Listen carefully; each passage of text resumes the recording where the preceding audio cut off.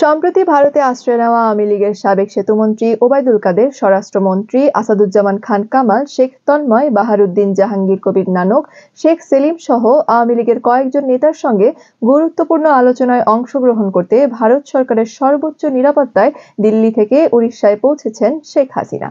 দেশত্যাগের পর তাদের সঙ্গে এই প্রথম বৈঠকে বসতে যাচ্ছেন শীর্ষক শিরোনামে একটি ভিডিও সামাজিক যোগাযোগ মাধ্যমে ছড়িয়ে পড়ে। অথচ বৃহস্পতিবার রিউমার স্ক্যানার টিমের অনুসন্ধান বলছে, প্রচারিত ভিডিওটি এমন কোনো ঘটনার নয়, বরং এটি 2024 সালে পাকিস্তানের পাঞ্জাবের মুখ্যমন্ত্রী মরিয়ম নেওয়াজের কঠোর নিরাপত্তায় মিয়া চান্নুতে পৌঁছানোর দৃশ্যের।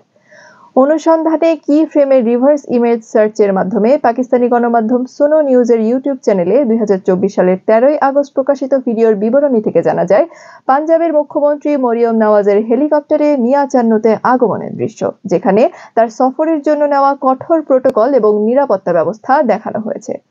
পরবর্তী সময় ওই তথ্যের সূত্র ধরে পাকিস্তানি গণমাধ্যম এক্সপ্রেস নিউজের ইউটিউব চ্যানেলেও এই ভিডিওতে একই তথ্য জানা যায়। অর্থাৎ ভিডিওটি সাম্প্রতিক সময়ে ভারতে আওয়ামী লীগের নেতাদের সঙ্গে সাক্ষাৎকারের জন্য ভারতের উড়িষ্যায় পৌঁছানোর নয়। সুতরাং 2024 সালের পাকিস্তানের ভিন্ন ঘটনার দৃশ্যকে সাম্প্রতিক সময়ে ভারতের শেখ হাসিনার সঙ্গে বৈঠকের জন্য আওয়ামী লীগের নেতাদের ভারতের উড়িষ্যায় পৌঁছানোর দৃশ্য দাবিতে প্রচার করা হয়েছে, যা মিথ্যা।